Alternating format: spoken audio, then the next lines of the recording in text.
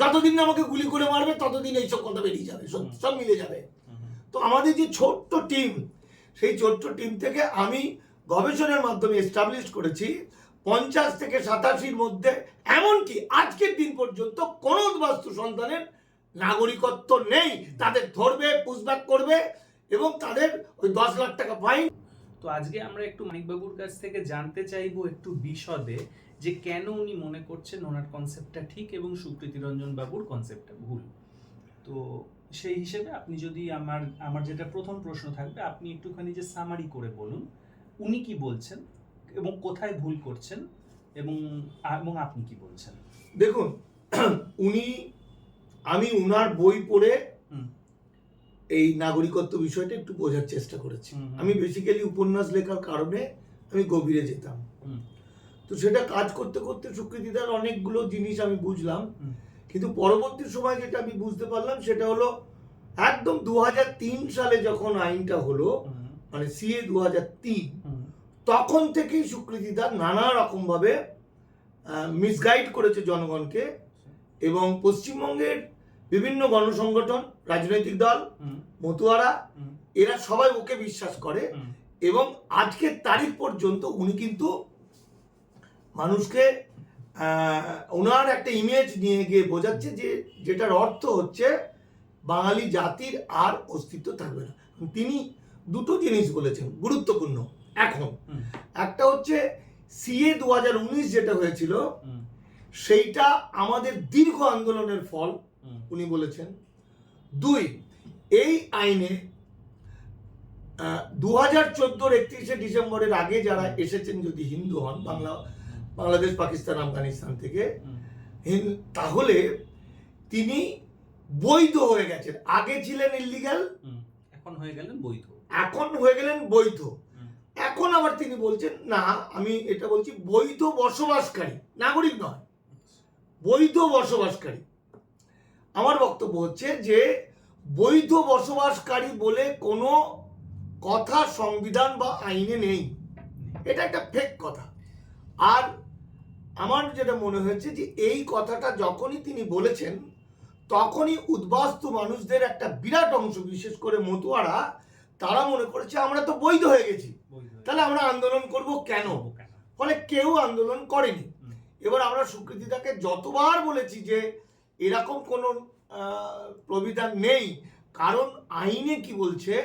আইনে বলছে 3টে দেশের 6টা ধর্মের মানুষ যারা 2014 31শে ডিসেম্বরের আগে ভারতে এসেছেন এবং পাসপোর্ট অ্যাক্ট বা ফরেন অ্যাক্টে ছাড় পেয়েছেন, তারা ইল্লিগাল নয়।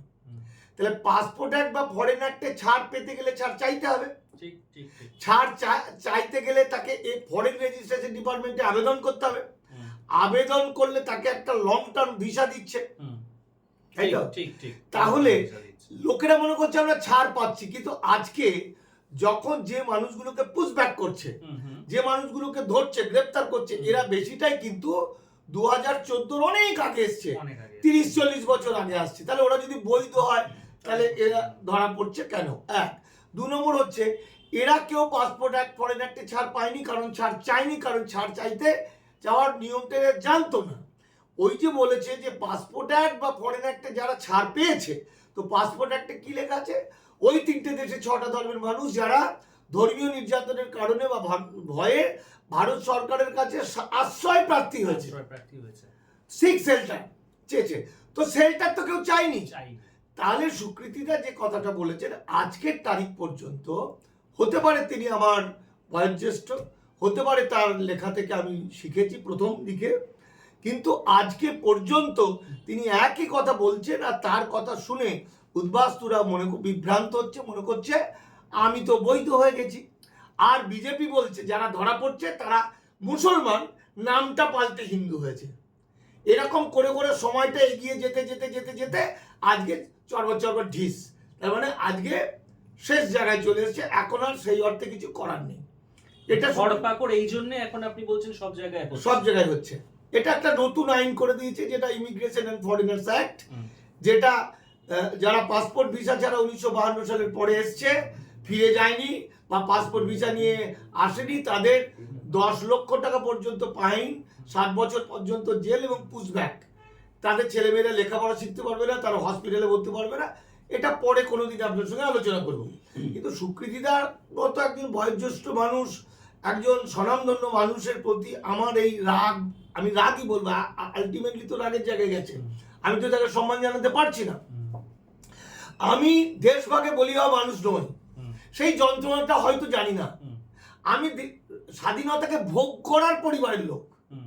আমি মানবিক কারণে আমরা কিছু মানুষ এই মানুষগুলোর পাশে দাঁড়িয়েছি। ফলে সুকৃতিদা যে বারবার বলে যে আমি কদিন আন্দোলন করেছি, আমার কি এইসব, কেউ জন্মগত নাগরিক নয়। আমাকে যদি জিজ্ঞাসাও করতো, বলতো আমাকে যদি একটা কাগজও পাঠাও, আমি ডকুমেন্টটা পাঠিয়ে দিতাম। তাহলে ওই যে আপনি একটা কথা বললেন আলোচনা কিছুক্ষণ আগে, আলাদা করে বলেছিলেন শিওরের সমন, এটা যখনই সে শুনবে তখনই সে তার বাচ্চাকে বাঁচানোর জন্য, তার পরিবারকে বাঁচানোর জন্য করবে, লাফিয়ে পড়বে, ঝাঁপিয়ে পড়বে, তখনই লড়াই হবে এবং বাঙালির জয় হবে। তাহলে আমি তো বাঙালির জয় দেওয়ার জন্য মিথ্যা কথা বলতে পারি না। দেখুন, আমার যে বক্তব্য, মানে আমাদের দামাল বাংলা অর্গানাইজেশনের যা বক্তব্য, যেটা আমি পালের গোদা, আমার মাথা দিয়ে এইসবগুলো বেরোই, যতদিন না আমাকে গুলি করে মারবে ততদিন এইসব কথা বেরিয়ে যাবে, সব মিলে যাবে। তো আমাদের যে ছোট্ট টিম, সেই ছোট্ট টিম থেকে আমি গবেষণার মাধ্যমে এস্টাবলিশ করেছি 50 থেকে 87-র মধ্যে এমনকি আজকের দিন পর্যন্ত কোনো উদ্বাস্তু সন্তানের নাগরিকত্ব নেই। তাদের ধরবে, পুশব্যাক করবে এবং তাদের ওই 10 লাখ টাকা ফাইন, 7 বছর জেল। ফলে এরা যদি ভোটে দাঁড়ায়, এবার পশ্চিমবঙ্গের যদি তৃণমূলেরই দাঁড়ালো, ধরুন 210টা সিটে এরা জিতেছে তৃণমূল, তো বিজেপি মামলা করে দেবে, মামলা করে দিলে সরকারটা পড়ে যাবে। তার কারণ হলো নরেন্দ্র মোদী তো কিছুদিন আগে বলে দিয়েছে যে দুর্গাপুরে এসে বলে দিয়েছে আমরা সংবিধান দিয়ে এদেরকে ধরবো। তার মানে সংবিধানে লেখা আছে। সেটাই আমার বলার বিষয়, যেটা আমি সুকৃতিদাকে বলেছি। সুকৃতিদা এতটা ক্ষুব্ধ হয়েছে আমার ওপর, এবং শুধু তাই নয়, বিভিন্ন সংগঠনের কাছে গিয়ে উনি এইটাই বোঝাচ্ছে 24 তারিখে 50টা অর্গানাইজেশন নিয়ে তিনি মিটিং করছেন, সবাইকে একই কথাটা বলবে, সবাই তার কথা শুনবে, আমার কথা কেউ শুনবে না। এখন আমি আমার এই বক্তব্যের পক্ষে, আমি যেন একটা মিথ্যা কথা না বলি, ভুল হলে সঙ্গে সঙ্গে ক্ষমা চেয়ে নেবো, কারণ এটা জনগণের জীবন। আমি এই বিষয়টা নিয়ে কনভিন্স করেছি, ডকুমেন্ট দিয়েছি মুখ্যমন্ত্রী চিফ অ্যাডভাইজার আলাপন বন্দ্যোপাধ্যায়কে, যিনি চিফ সেক্রেটারি ছিলেন। তিনি চমকে গেছেন। তিনি 1 ঘন্টা আমার সঙ্গে আলোচনা হয়েছে। আলোচনার পরে তিনি আমার সমস্ত কাগজপত্র নিয়ে বললেন আমি দিদির সঙ্গে, দিদিকে দিচ্ছি, আলোচনা করি।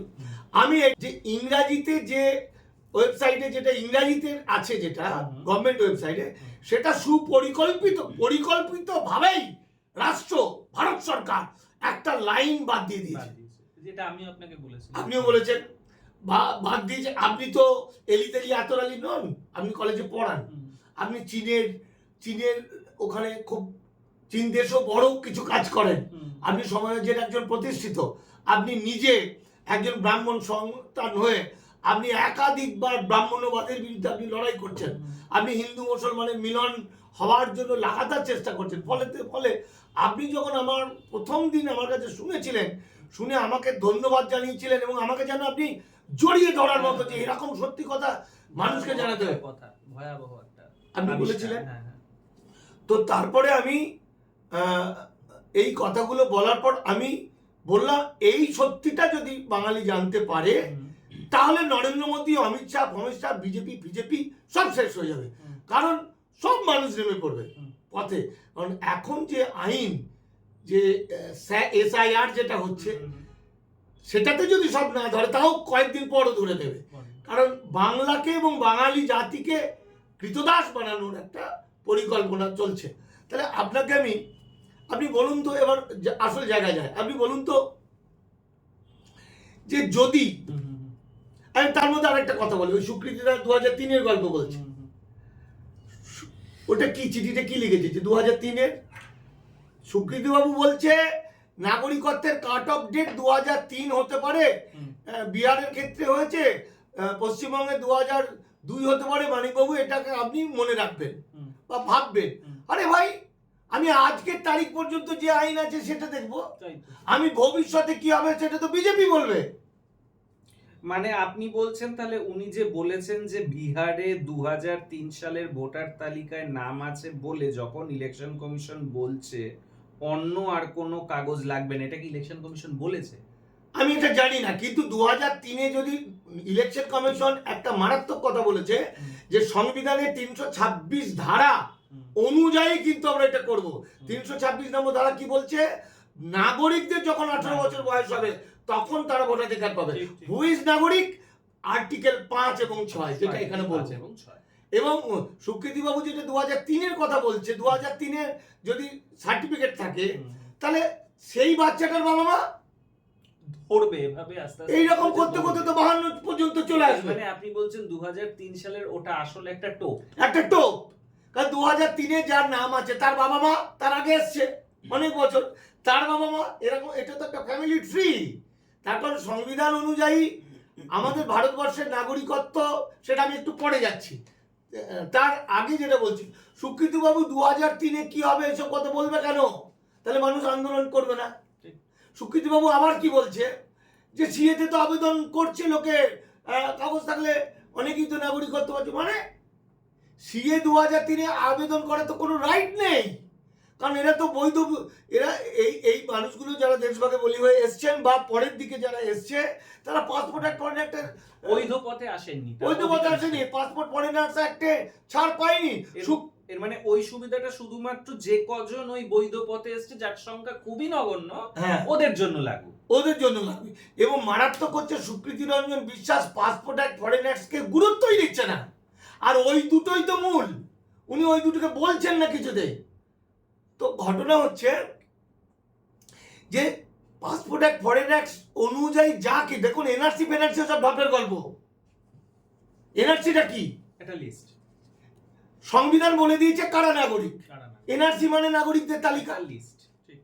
তাহলে এনআরসিটা ভয়ের কি করে হলো? ভয়টা তো পাসপোর্ট অ্যাক্ট ফরেনার্স অ্যাক্ট, যে আইনের মাধ্যমে মানুষকে বেনাগরিক করা হচ্ছে। মানে সিটিজেন, তুমি সিটিজেন নও যে অ্যাক্ট বলে দেবে, পাসপোর্ট ভিসা ছাড়া যে এসছে সে সিটিজেন নয়।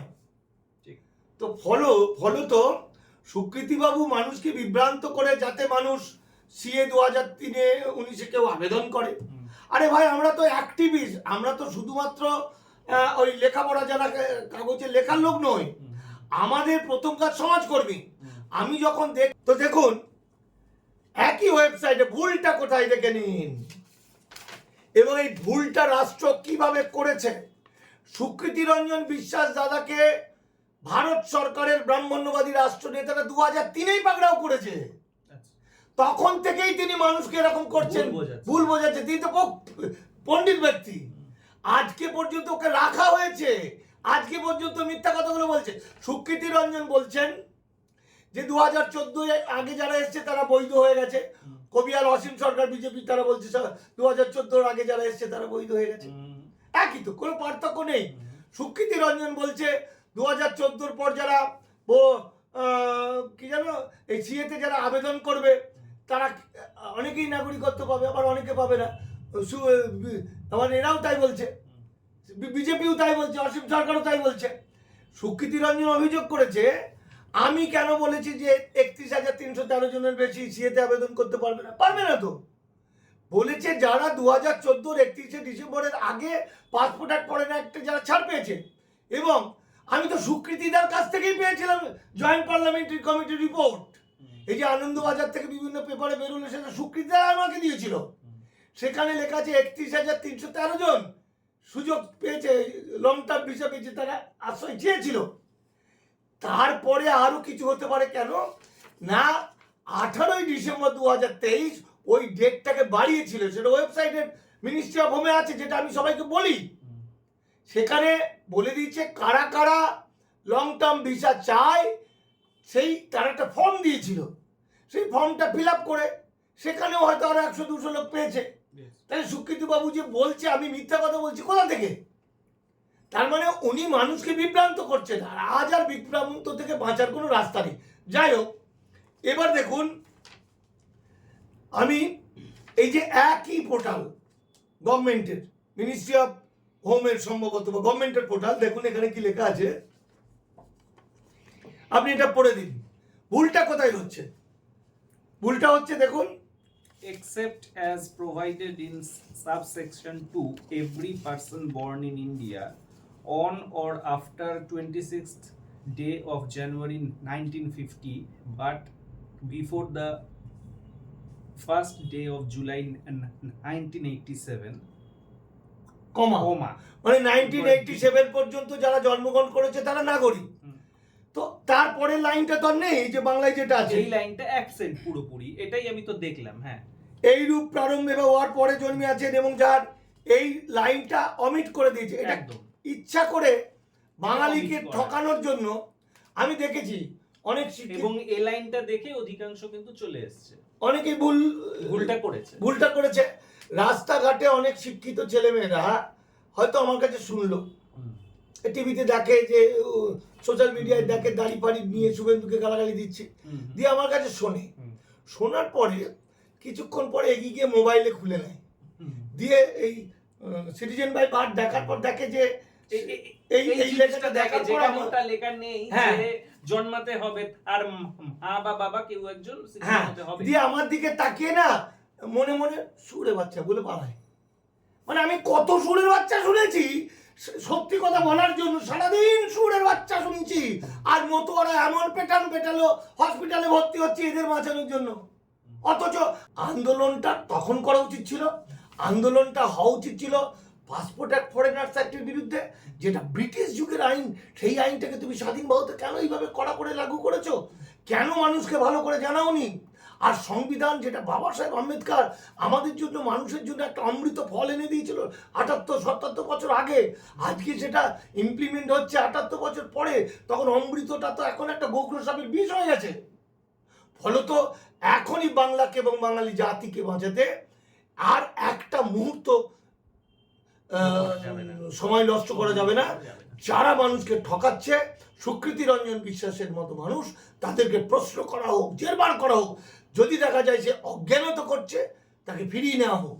কিন্তু যদি দেখা যায় সে জ্ঞানত করেছে, তার পানিশমেন্ট হোক। এছাড়া কোনো রাস্তা নেই। আচ্ছা, এখানে আমি জাস্ট একটা প্রশ্ন করতে চাই, সেটা হলো যে তাহলে তাহলে যে উনি যেটাকে বলছেন যে সিএএ 2019 যেটাকে উনি নিজের আন্দোলনের যে জয় বলে দাবি করেছেন, এটা সম্পূর্ণ একটা যে ভ্রান্ত বিষয়, ভ্রান্ত, মিথ্যা এবং সম্পূর্ণ মিথ্যা। আর কারণ যে বৈধ অনুপ্রবেশকারী আর অবৈধ বসবাসকারী, বৈধ বসবাসকারী বলে কিছু নেই। আমাদের এখানে শুধু আছে অনুপ্রবেশকারী এবং সিটিজেন, ঠিক তো? একদম। সুতরাং ওই কথাগুলোর কোনো ভ্যালিডিটি নেই আলটিমেটলি সাংবিধানিক ভাবে। মানে এগুলো মূলত গোল গোল কথা, আজে বাজে কথা। আচ্ছা, আরেকটা যেটা গুরুত্বপূর্ণ কথা আমার যেটা মনে হলো, যে আমি একজনকে চিনি, আমি তার যে নাম বলছি না, আর বাবা 1970 সালে ওপার থেকে এখানে এসেছিলেন, এখানে এসে রাষ্ট্রায়ত্ত ব্যাংকে উনি চাকরি করেন। এরপর উনি এখানকারই একজন যে মহিলাকে বিয়ে করেন। এবারে এনাদের যে সন্তান হলো ইল্লিগাল হয়ে গেল, আর কারণ ওনার বাবা যেহেতু ইল্লিগালি এসছে।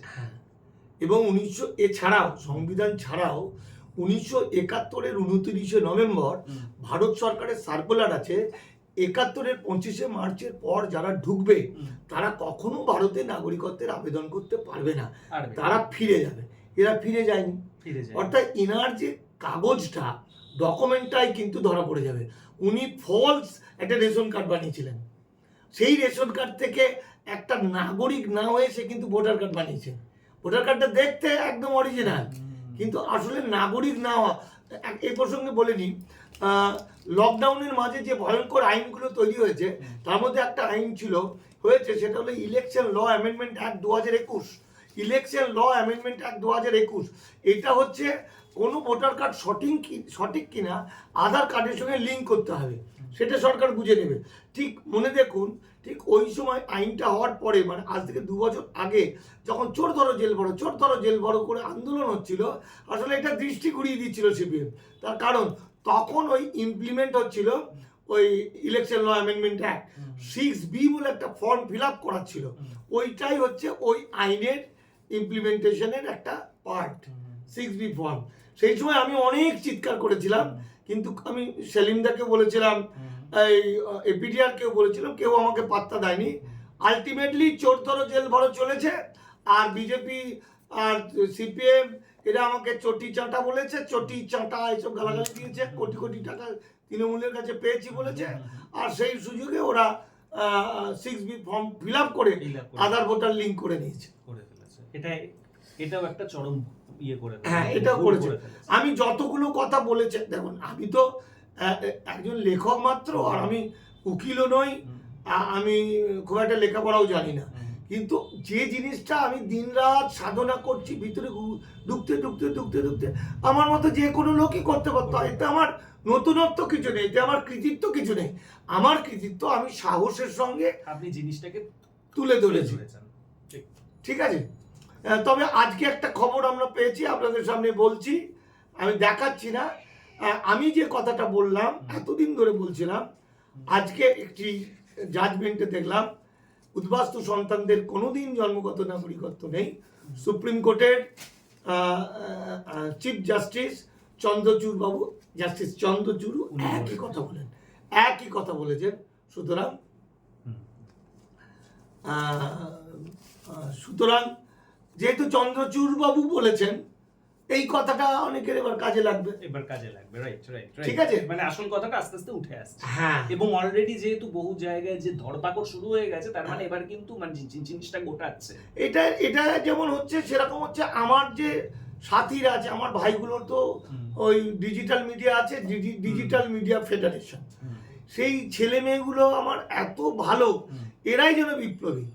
আমার সঙ্গে মানে আমাকে ভালোবাসে, বা আমি পালের কথা বলতে পারি, এরকম অন্তত 150 জন ইউটিউবার আছে যারা জান কবুল দিয়ে লড়াই করছে মানুষকে বাঁচানোর জন্য। তাদের কাছ থেকে ছড়িয়ে ছড়িয়ে ছড়িয়ে ছড়িয়ে এই চ্যানেলটা কোনোদিনই এবিপি বলবে, এবিপি কোনোদিন বলবে না। এই যে মারাত্মক কথাটা আমি বললাম, আমার আর কি ভয়? আমাকে তো থামিয়ে দেওয়ার জন্য শুভেন্দু অধিকারী মিথ্যা করে 4 বার প্রেস কনফারেন্স করে বলেছে আমি মুর্শিদাবাদের 50,000 লোক নিয়ে গিয়ে দাঙ্গা লাগিয়েছি। আমি যদি 1 মাস ধরে ডাক দিই আসুন বলে, 13টা লোক আসবে না, তার মধ্যে 7টা লোক বলবে যাতায়াত ভাড়া দেবেন তো। তো ও বলছে 50,000 লোক নিয়ে আমি দাঙ্গা লাগিয়েছি। আরে ভাই, আমি দাঙ্গা নেবানোর জন্য তো, আমি তো হিন্দু মুসলমান মিলন করার একটা প্রতীক, তাই তো। তো দেখুন, আমাকে তো কিছু করতে পারবে না শুভেন্দু অধিকারী 14 গোষ্ঠী, নরেন্দ্র মোদীর 14 গোষ্ঠী, অমিত শাহ 14 গোষ্ঠী কোনোদিন কিছু করতে পারবে না, কারণ আমার শক্তিটাই হলো আমার সততা। কিন্তু আমার এই যে এরা আমাকে বলে দাদা তুমি চিন্তা করো না, আমরা থাকতে বাঙালিকে শেষ হতে দেবো না। তো সেই জায়গাতে বলছি, এদের মধ্যে দিয়েই আস্তে আস্তে আস্তে ছড়িয়ে পড়ছে, ছড়াতে ছড়াতে। যেমন আগে সবাই বলতো, বুদ্ধিজীবীরা বড় বড় সংগঠন বলতো এনআরসির কাট অফ ডেট 71, তো আমরাই প্রথম বলি, আমার মাথা দিয়ে বা আমার ইয়ে থেকেই প্রথম বেরোলো 1948-এর 19শে জুলাই। আমি একটা বইও লিখে ফেললাম, এনআরসি 1948 এরকম ভাবে। ফলে আজকের মানুষ প্রচুর শিক্ষিত, যারা যুগের পরিবর্তন হচ্ছে, উলট পালট হচ্ছে। মহাকাল একটা সময় সুনীল গঙ্গোপাধ্যায়, জয় গোস্বামী বা সুনীল গঙ্গার মতো এরকম বড় বড় মানুষদের, প্রফুল্ল রায়, অতীন বন্দ্যোপাধ্যায়কে বিরাট রাইটার বলতো, কিন্তু সিঙ্গুর নন্দীগ্রাম হওয়ার সময় ওরা উলট পালট হয়ে গেল। তখন মানিক ফকির, মানিক মন্ডল উঠে এলো, একটা দুজনই উঠেছে। আবার এখন আমার প্রচুর বই চলতো এক সময়, এখন নাই, আমি এই আন্দোলনের জন্য লিখি না, পাবলিশারদের বই দিতে পারি না। আবার এখন দেখুন, এই যে পিডিআর, নো এনআরসি বিরোধী যুক্ত মন্দ, অমুক তমুক অমুক অমুক, সব আনন্দবাজারে বড় বড় মানে, এরা সব ভ্যানিশ, সমাজ মহাকালীরা ভ্যানিশ। আবার এখান থেকে উঠে যাচ্ছে কে? একটা দাঁড়িয়ালা মানিক ফকির, এই যা বলেছিল সেটা ঠিক বলেছে। ফলে মহাকাল এমন একটা জিনিস, উলট পালট করে দেয়। কেউ চিরকাল একই রকম ভাবে বিখ্যাত বিরাট নাম করা হয়ে থাকবে না। নতুন নতুন একটা রিক্সা চালক আজকে বিরাট কেউ হতে পারে, যে মানুষকে বাঁচানো। ঠিক আছে। তাহলে আজকে মোটামুটি এই করে আমরা আমাদের এই অনুষ্ঠান শেষ করছি। আপনারা বুঝতে পারলেন যে মানিক ফকিরের কথা থেকে যে বর্তমানে বাঙালি জাতির অবস্থা কিন্তু চিয়রের সমান। বাঙালি, বিশেষ করে বাঙালি হিন্দু যেসব মানুষ ওপার বাংলা থেকে এপার বাংলায় এসেছিলেন, অনেকেই হয়তো ভুল বুঝেছিলেন ওই 1955 সালের সিটিজেনশিপ অ্যাক্টটা দেখে এবং এখানে এসছেন, তারা কিন্তু অনেকেই যে বিপদের মধ্যে আছেন, প্রত্যেকেই আন্দোলনের জন্য প্রস্তুত হবেন, এটাই আমাদের কাছে কাম্য।